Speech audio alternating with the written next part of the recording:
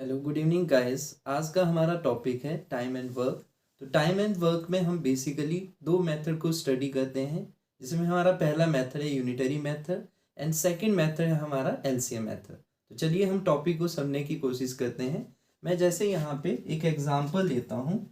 मान लीजिए ए किसी काम को, ऐसा कहा जाएगा कि ए किसी काम को 2 दिन में करता है, और आपको ये कहा जाएगा कोई काम है यहाँ पे जो ए यहाँ पे 2 दिन में करता है, और आपको यही कहा गया कि उसी काम को मान लीजिए बी एक पर्सन है जो 20 डेज में सेम वर्क को यहाँ पे कंप्लीट कर रहा है।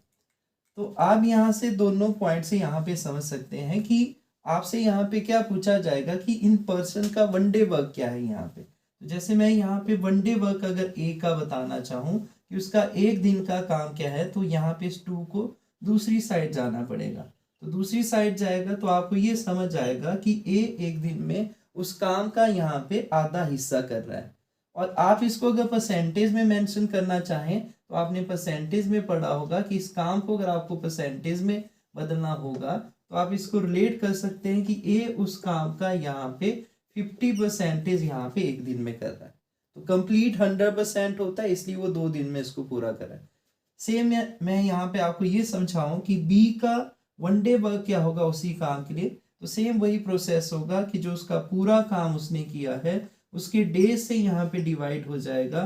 तो आपको ये समझ आएगा कि हाँ, एक दिन में वो उसका यहाँ पे 20वां हिस्सा कर रहा है। ठीक है, अगर मैं इसको परसेंटेज में आपको यहाँ पे रिलेट कराऊं तो आप ये कह सकते हैं कि हाँ, बी एक दिन में उस काम का यहाँ पे आपके पास यहाँ पे 5% यहाँ पे कंप्लीट कर रहा है। जैसे आप यहाँ पे देखते हैं, अगर कैंसिल करते 2 5 से आपके पास यहाँ पे 10 आता और इस तरह से 5% बन जाता। तो एक चीज आपने यहाँ पे ये समझनी है कि जैसे मैं यहीं पे आपको पॉइंट क्लियर करता हूँ कि जो पर्सन यहाँ पे, क्योंकि दोनों के लिए यहाँ पे सेम वर्क था, और ये पॉइंट भी आपने ध्यान देना है कि जब भी ये क्वेश्चन बनेंगे दो लोगों के लिए सेम वर्क की बात की जाएगी। अगर सेम वर्क नहीं कहा जाएगा तो इन दोनों के बीच में कोई भी कंपैरिजन नहीं बनाया जा सकता। ठीक है, तो जैसे यहाँ पे आप यहाँ से समझिए कि ए ने यहाँ पे इसी काम को 2 दिन में किया और बी ने इसी काम को यहाँ पे 20 दिन में किया।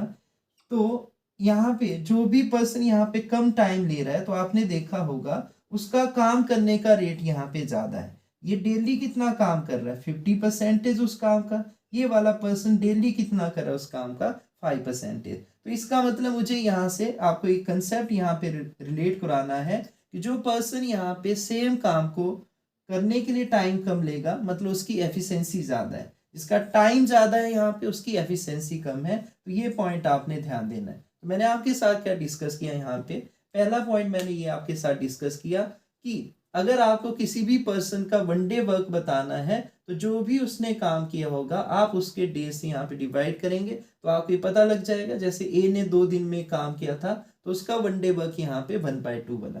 बी ने 20 दिन में वही काम किया तो उसका वन डे वर्क क्या बना, 1/20। मैंने आपको परसेंटेज में भी रिलेट कराया कि ये 50% था, ये 5% था। इनको यूज करके मैं आपको ये बताना चाहता हूँ कि अगर सेम काम की बात की जाए, जो पर्सन यहाँ पे कम टाइम में करेगा वो ज्यादा एफिशिएंट है, जो ज्यादा टाइम लेगा वो कम एफिशिएंट है। अब आपसे यहाँ पे ये ऐसे भी रिवर्स वे में क्वेश्चन कर सकता है कि आपको किसी का यहाँ पे वन डे वर्क दे रखा होगा और उसके नंबर ऑफ डेज पूछे जाएंगे कि आप ये बताइए कि वो पर्सन कितने दिन में उस काम को कर रहा है। फॉर एग्जाम्पल मैं इसी एग्जाम्पल को अगर पिक करूं तो जैसे आपको पूरा काम करने के लिए कितना कहा गया, ये कंप्लीट काम है, और मैं अगर आपसे ये कहूं कि उसको अगर ए से कंप्लीट कराना था तो अगर ए से कंप्लीट कराना होगा तो उसके वन डे वर्क से यहाँ पे डिवाइड करवाना पड़ेगा। जो भी पर्सन है, अगर ए से कराना है तो उसके वन डे वर्क से, बी से कराना है तो उसके वन डे वर्क से, अगर दोनों से कराना है तो जो उन दोनों का वन डे वर्क होगा उससे डिवाइड करना पड़ेगा। जैसे आप यहाँ पे समझिए कि एक पूरा काम कराना था, जबकि ए का वन डे वर्क क्या था, 1/2 वर्क पर डे था। तो ए के जो डेज होंगे इस काम को करने के लिए, अगर आपने यहाँ से चेक करना था, वर्क से वर्क कैंसिल हो जाता, डे ऊपर जाएगा, 2 भी ऊपर जाएगा, तो आपको ये समझ आ जाएगा कि उसको करने के लिए, इस काम को करने के लिए 2 डेज लगेंगे। नंबर ऑफ डेज यहाँ पे अगर आपसे ऐसा जरूरी नहीं कि पूरा काम पूछा जाए, आपसे ऐसा भी पूछा जा सकता था कि बताइए 3/4 ऑफ वर्क करने के लिए इस काम का 3/4 जो 75% होता है उसको करने के लिए ए को कितना टाइम लगता, तो उस कंडीशन में आप ये कहते हैं कि ए का जो 1 डे वर्क है उसका हाफ है, यहाँ पे हाफ वर्क पर डे, तो कितने दिन लगेंगे। देखिए डे ऊपर जाएगा, वर्क से वर्क कैंसिल हो जाएगा, आपने कैलकुलेशन में पढ़ा होगा ये फैक्टर पहले की गुना चौथे के साथ और दूसरे की तीसरे के साथ, तो 3 × 2 और आपके पास यहाँ पे 4 × 1, तो आप ये चेक कर सकते हैं 3/2 का मतलब 1.5 डेज में इस कंडीशन में ए इस 3/4 काम को कंप्लीट करता है। तो जितना भी काम करने के लिए आपको कहा जाएगा उसको आप जिस भी पर्सन से कराना चाहते हैं उसके 1 डे वर्क से यहाँ पे डिवाइड करेंगे तो आपको उसके नंबर ऑफ डेज बनेंगे। लेकिन यहाँ से एक पॉइंट मुझे समझ आता है कि जब मैं कंप्लीट वर्क की बात करता हूँ तो जो 1 डे वर्क यहाँ पे किसी का होता है उसका रिवर्स हो जाएगा।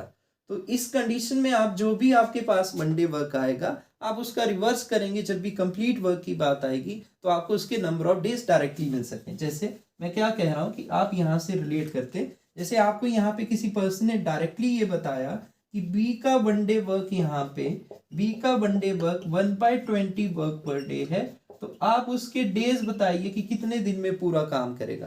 तो आपका प्रोसेस क्या रहता है बेसिकली, अगर आप फॉर्मूले से जाते कि बी के डेज पूरा काम करने के लिए, तो आप कहते हैं यहाँ पे पूरा काम 1 है और उसका 1 डे वर्क क्या है 1/20 वर्क पर डे है। तो उस कंडीशन में आपको पता है वर्क से वर्क कैंसिल होगा, डे ऊपर होगा, तो इस टर्म का रिवर्स हो जा रहा है, इस टर्म का रिवर्स हो जा रहा है। दैट मीन ये 20 कहाँ पे चला जाएगा ऊपर, तो 20/1, तो आपको इस तरह समझ आएगा कि भी इस पूरे काम को 20 डेज में कंप्लीट कर। मान लीजिए मैं एक एग्जांपल लेता हूँ कि जैसे हमें ये कहा गया ए किसी काम को यहाँ पे 20 डेज में करता है और बी उसी काम को यहाँ पे 30 डेज में करता है, तो हमें क्या कहा गया कि ये दोनों यहाँ पे सेम वर्क को यहाँ पे कंप्लीट कर रहे हैं। यहाँ पे ये कहा गया कि ए उसी काम को 20 डेज में कंप्लीट कर रहा है, बी उसी काम को यहाँ पे 30 डेज में कंप्लीट कर रहा है। अब हमसे जो क्वेश्चन यहाँ पे पूछा जाएगा वो पूछा जाएगा कि ए प्लस बी टुगेदर इस काम को कितने दिन में करेंगे, ये हमसे क्वेश्चन किया जाएगा। तो पहले मैं आपको इसको यूनिटरी मेथड से समझाऊंगा, फिर हम यहाँ पे सेकंड एलसीएम मेथड को सीखने की कोशिश करेंगे। तो यूनिटरी मेथड में हमने क्या कहा था कि जैसे ए 20 डेज में अगर ए काम को कर रहा है तो हमें यहाँ पे पता है कि उसका 1 डे वर्क क्या हो जाएगा यहाँ पे 1/20 वर्क, यहाँ पे तो डेली का यहाँ पे 1/20 वर्क पर डे कर रहा है यहाँ पे। ऐसे ही यहाँ पे अगर मेरे से ये पूछा जाए बी का 1 डे वर्क क्या होगा, तो आप ये कहेंगे कि बी का 1 डे वर्क यहाँ पे जैसे उसी काम को 30 डेज में कर रहा था, तो आप कहेंगे बी का जो 1 डे वर्क आएगा 1/30 वर्क पर डे कर रहा है यहाँ पे। अब हमें ये पता है कि अगर मुझे ए प्लस बी का यहाँ पे 1 डे वर्क बन जाए और पूरे काम की बात की जा रही है तो उसके 1 डे वर्क का रिवर्स करने पे हमें नंबर ऑफ डेज यहाँ पे डायरेक्टली मिल सकते हैं। तो मैं यहाँ पे ए और बी का यहाँ पे 1 डे वर्क यहाँ पे फाइंड आउट करूंगा, जो मुझे इन दोनों को ऐड करने से मिलेगा कि यहाँ पे देखिए 1/20 प्लस यहाँ पे 1/30, ये दोनों का 1 डे वर्क है। फ्रैक्शन को ऐड करना है तो एलसीएम लेना पड़ेगा, 20 और 30 का एलसीएम यहाँ पे 60 होता है, तो मुझे लगता है आपको एलसीएम आता होगा। 20 को मैं यहाँ पे डिवाइड करूंगा तो मुझे मिलेगा 3, क्योंकि 3 बन जाए यहाँ पे 3 ही रहेगा। 30 से डिवाइड किया 60 को 2 मिलेगा, 2 बन जाए 2 रहेगा, तो आपको यहाँ से पता चलेगा 3 + 2 5/60 5 के टेबल में आता है। तो यहाँ पे आपको ये समझ आया कि ए और बी का जो 1 डे वर्क है यहाँ पे 1/12 वर्क पर डे है, यहाँ पे उस काम का 12वां हिस्सा वो डेली कर रहे हैं। तो अगर मुझे डायरेक्टली यहाँ पे इनके नंबर ऑफ डेज बताने कि हाँ ए और बी मिलके इस काम को कितने दिन में करते हैं, तो ये हमने पढ़ा था कि जो 1 डे वर्क होगा आप उसका डायरेक्टली रिवर्स कर सकते हैं। तो 1 डे वर्क यहाँ पे क्या है 1/12, उसका रिवर्स करूंगा तो हमारे पास क्या आ जाएगा 12/1। दैट मीन ए और बी मिलके इस काम को कितने दिन में करेंगे 12 डेज में। बेसिक फंडा इसके पीछे क्या था, हमने फॉर्मूला ये देखा था कि हाँ किसी के भी डेज अगर मुझे फाइंड करने हैं तो जितना काम उनसे कराना है, जितना काम यहाँ पे हमें करना है उन पर्सन के 1 डे वर्क से यहाँ पे डिवाइड कराना था। तो पूरा काम कराना था और ए और बी के 1 डे वर्क से डिवाइड करना था। इन दैट केस हमें पता था कि यहाँ पे ऊपर 1 वर्क आना था, ए और बी का वन डे वर्क क्या था, 1/12 वर्क पर डे था। तो हमें पहले से ही पता कि जब पूरे वर्क की बात की जाएगी तो जो वन डे वर्क है उसका रिवर्स हो जाएगा, वही हमारा आंसर बन जाएगा। तो मुझे लगता है आपको पॉइंट अच्छी तरह से समझ आया होगा। अब मैं यहाँ पे सेकंड मेथड की बात करता हूँ। सेकंड मेथड है हमारा एलसीएम मेथड। तो LCM method exam point of view से इजी रहता है, क्योंकि हम उसमें फ्रैक्शन में डील नहीं करेंगे, नंबर फॉर्मेट में डील करेंगे। प्रोसीजर क्या रहेगा, देखिए जैसे मैं स्ट्रक्चर में आपको समझाने की कोशिश करूंगा यहाँ पे। तो मान लीजिए जैसे मैं ये लिखता हूँ कि ए किसी काम को यहाँ पे 20 डेज में कंप्लीट करता है, जैसे हमें कहा गया था, और उसी काम को बी यहाँ पे कंप्लीट कर रहा था 30 डेज में। तो मैं यहाँ पे ये मान लेता हूँ कि जो मुझे यहाँ पे काम सेम वर्क मानना है, मैं इन दोनों वैल्यू का एलसीएम मान लूंगा, क्योंकि काम हमें नहीं बताया यहाँ पे, तो आप अपनी मर्जी से कुछ भी यहाँ पे रख सकते हैं उस काम की वैल्यू। तो जैसे मैंने 20 और 30 का एलसीएम यहाँ पे भी हमने चेक किया था, 20 और 30 का एलसीएम क्या हो गया, 60 यूनिट। उस सेम वर्क मैंने दोनों के लिए ये कह दिया कि दोनों को जो काम करना पड़ेगा वो 60 यूनिट करना पड़ेगा, चाहे वो सेपरेटली करें चाहे यहाँ पे टुगेदर करें। तो यहाँ से मुझे इनका वन डे वर्क पहले फाइंड करना है, अगर मुझे ए और बी के नंबर ऑफ डेज बताने थे। तो कैसे पता लगेगा, आप ये टेबल पढ़िए कि अच्छा 20 के टेबल में कब 60 आता है। तो आप ये देखेंगे यहाँ पे 23 होता है। तो इसका मतलब आपको यहाँ पे समझ आया कि एक दिन में जो ए है वो 3 यूनिट पर डे करता है। हो सकता है किसी बच्चे को ये इस तरह से फाइंड आउट करना नहीं आए, तब वो कैसे फाइंड करेगा कि 3 आएगा। तो ए का अगर आपको वन डे वर्क यहाँ पे बताना था, तो टोटल काम यहाँ पे देखिए आपको 60 दे रखा था, ये कितने दिन में इसको कर रहा था, 20 डेज में कर रहा था। तो आप इस तरह से कैंसिल करेंगे तब आपको पता लग जाएगा कि हाँ वो 3 यूनिट यहाँ पे पर डे कर रहा है। अच्छा बी का ऐसे बताना था, तब भी आप ऐसे बता सकते थे कि 60 यूनिट यहाँ पे उससे कराना है, कितने दिन में कर रहा था वो, 30 डेज में। तो कैंसिल करेंगे, ऐसे भी आप बता सकते हैं। बाकी आपको टेबल आते हैं तो आप डायरेक्टली यहाँ पे चेक कर सकते हैं। 32 क्या होता है, 60। दैट मीन आपको यहाँ से पता चलेगा कि इनका जो वन डे वर्क है दोनों का, ए और बी का, एक यहाँ पे 3 यूनिट करता है, दूसरा 2 यूनिट करता है। तो ए और बी का एक दिन का जो काम है 3 + 2, यहाँ पे आप ये कह सकते हैं 5 यूनिट पर डे है। अब नंबर ऑफ डेज निकालने का हमने क्या फॉर्मूला पढ़ा था, नंबर ऑफ डेज का जो हमने फॉर्मूला पढ़ा था कि जितना भी काम कराना है हम उसको उनके वन डे वर्क से डिवाइड करेंगे। तो एलसीएम मेथड में देखिए यहाँ पे ये बात आसान रहती है कि नंबर फॉर्मेट में आएगा। टोटल वर्क कितना था, 60 यूनिट। यहाँ पे इन दोनों का वन डे वर्क क्या था, यहाँ पे 5 यूनिट पर डे। तो इस तरह से भी आपका आंसर यहाँ पे 60 को 5 से डिवाइड करेंगे, आपके पास सेम वही आंसर बनेगा जो यूनिटरी मेथड से रहेगा। मुझे लगता है आपको ये पॉइंट अच्छी तरह से समझ आया होगा कि किस तरह से हमें इस चीज को डील करना है। अब मैं यहाँ पे आपको एक और पॉइंट क्लियर करना चाहता हूँ। जैसे तो अगर आप इसको स्ट्रक्चर की फॉर्म में लिखते जो मैंने आपको पहले समझाया, तो मैं यहाँ पे उसका स्ट्रक्चर बना लेता हूँ और इनको रिलेट करता हूँ। जैसे ये 20 डेज में था और आपके पास बी का यहाँ पे 30 डेज में था, और मैंने इनके काम को यहाँ पे सिर्फ एक ही रखा था, वन वर्क कहा था। ये हमने यूनिटरी मेथड में देखा। तो इनका वन डे वर्क क्या था, आपने चेक किया, ये 1/20 वर्क बना था यहाँ पे। और बी का वन डे वर्क क्या बना था, 1/30 वर्क बना था। कि रिवर्स कर देते हैं जो नंबर ऑफ डेज है, प्रोसेस वही रही हमारी यहाँ पे।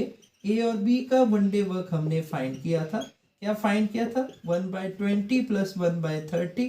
तो ये आपने सॉल्व किया था, जो मैं आपको प्रीवियसली समझा चुका हूँ कि हाँ ये आपके पास 5/60 बना था और 1/12, और हमने इसका डायरेक्ट रिवर्स कर लिया था। अब मैं यहाँ पे एक चीज और आपको समझाना चाहता हूँ कि जैसे आप बुक में एक स्ट्रक्चर देखेंगे, इसका आपको डायरेक्ट शॉर्टकट बताया होगा, तो मैं उसको डिस्कस करूंगा। देखिए कैसे, यहाँ पे एक तरीका ऐसे भी दिया जाता है कि ए इस काम को 20 डेज में कर रहा था, बी इसी काम को यहाँ पे 30 डेज में कर रहा था। तो 20 और 30 का यहाँ पे एलसीएम ना लेने की बजाय डायरेक्टली इनका प्रोडक्ट कर दिया जाता है, जो एलसीएम का ही मल्टीपल होगा। जैसे एलसीएम का कितने मल्टीपल है, यहाँ पे 60 10 यहाँ पे बनेगी, इसकी वैल्यू कितनी बनी, 600। तो इसी का मल्टीपल है यहाँ पे 10 टाइम्स। तो आप रिलेट कर सकते हैं।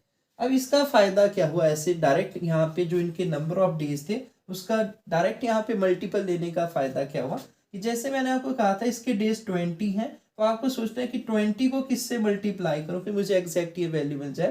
तो आपको ये समझ आएगा कि 20 को मल्टीप्लाई करना पड़ेगा 30 से, वही इस पर्सन का इस क्वेश्चन के रेफरेंस में 1 डे वर्क बन जाएगा। तो यहाँ पे इसका 1 डे वर्क क्या बनेगा, 30 को किससे मल्टीप्लाई करूँ कि 30 इंटू 20 बन जाएगा। तो आपको ये समझ आएगा उस कंडीशन में इसका 1 डे वर्क क्या बन जाएगा, 20।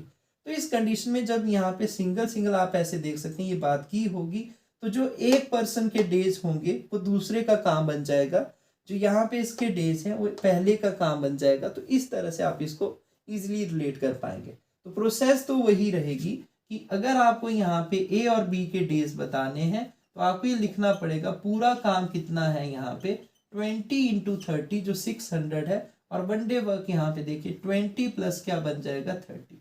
मैं आपको समझाऊं ये आंसर क्या बनेगा, ऐसे आंसर वही बनेगा 12 डेज। देखिए ऊपर हम 600 नहीं लिखेंगे क्योंकि कैंसिल करना है, लेकिन यहाँ पे ऐड करना पड़ेगा 20 प्लस 30 क्या बना 50। ये आपने कैंसिल किया, देखिए 5 से कैंसिल किया, आंसर वही बनेगा कितना 12 डेज। तो बुक में आपको फॉर्मूला कैसे दे रखा होगा कि जब ए और बी के सेपरेटली डेज दे रखे होंगे और टुगेदर इनके डेज की बात की होगी, ए और बी के जैसे यहाँ पे आपको डेज दे रखे होंगे, तो यहाँ पे क्या हुआ, इन दोनों का प्रोडक्ट हो गया। यहाँ पे जब आपसे टुगेदर डेज पूछे थे तो ए और बी के जो डेज थे यहाँ पे ऊपर उनका प्रोडक्ट होता है और नीचे उनका सम अप होता है। तो ये आपको शॉर्टकट में यहाँ पे फॉर्मूला समझाया जाता है। तो मैंने आपको ये कंसेप्ट रिलेट किया यहाँ पे कि इस तरह के क्वेश्चन में आपको काम की वैल्यू नहीं दे रखी होती है। जब काम की वैल्यू नहीं दे रखी होती है, उसने ये कहा होता है कि सेम वर्क किया, उस काम को आप कुछ भी मान सकते हैं जो आपको कैलकुलेशन पॉइंट ऑफ व्यू से इजी रहता है। 1 मानने से क्या होगा, हम फ्रैक्शन में चले जाते हैं तो आगे चल के ये इस तरह के क्वेश्चन आएगा कि ए बीच में काम छोड़ के चला जा रहा है, उस कंडीशन में ये थोड़ा सा कंसेप्ट हमारे लिए कैलकुलेटिव बन जाता है। लेकिन एलसीएम मेथड सबसे बेस्ट रहता है क्योंकि यहाँ पे हम नंबर में डील करें। अगर मुझे ये कहता है कि जैसे ए 5 डेज के बाद छोड़ के चला जा रहा है, तो मुझे यहाँ पे कैलकुलेट करने में इजी रहेगा कि 3 5 उसने 15 यूनिट काम किया। लेकिन यहाँ पे क्या होगा, 1/20 इंटू 5 फ्रैक्शन में हम वो चीजें डील करेंगे, तो इसलिए थोड़ा सा यहाँ पे डिफिकल्ट बनेगा। हम आगे इस पे ज्यादा यहाँ पे जोर डालेंगे, लेकिन इससे भी थोड़ा समझने की कोशिश करेंगे। अब मैं यहाँ पे एक पॉइंट आपको समझाने की और कोशिश करूंगा कि देखिए इन सारे स्ट्रक्चर में आपका आंसर सेम बना। क्यों? क्योंकि आप यहाँ पे देखिए, जैसे आप यहाँ से लीड कीजिए, आपने यहाँ पे टोटल वर्क उनके रेफ कुछ भी माना क्योंकि आप कंपेयर कर रहे हैं दोनों को उसी से। तो आपने यहाँ पे काम 60 यूनिट माना, तो इसका 1 डे वर्क 3 था और इसका 2। यहाँ पे आपने देखिए 10 टाइम्स इससे ज्यादा ले लिया, 600 बनाया। अगर आप टोटल वर्क को 10 टाइम्स यहाँ पे ज्यादा ले रहे हैं तो इन पर्सन जो भी यहाँ पे काम कर रहे थे उनका काम करने का रेट भी 10 टाइम्स बढ़ गया। देखिए 3 यूनिट का 10 टाइम्स क्या होता है 30, 2 यूनिट का 10 टाइम्स क्या होगा 20। जैसे आप यहाँ से रिलेट करेंगे तो यहाँ पे 1 यूनिट के बराबर आपने माना, तो यहाँ पे 60 गुना अगर आपने ज्यादा किया तो इनके काम करने का रेट भी आपको 60 गुना नजर आएगा। जैसे यहाँ पे काम करने का रेट क्या था 1/20, तो उसका 60 टाइम यहाँ पे आपके पास क्या बन जाएगा, देखिए 3 यूनिट। यहाँ पे आप देखिए 1/30 था तो उसका 60 टाइम क्या बन जाएगा यहाँ पे 2 यूनिट। मुझे लगता है आपके पॉइंट अच्छी तरह से समझ आए होंगे कि आप यहाँ पे टोटल वर्क को कुछ भी कंसीडर कर सकते हैं जो आपको यहाँ पे रिलेट करने के लिए इजी रहेगा। चलिए तो मैं नेक्स्ट यहाँ पे क्वेश्चन लेता हूँ और आपको इसमें और पॉइंट क्लियर करता हूँ।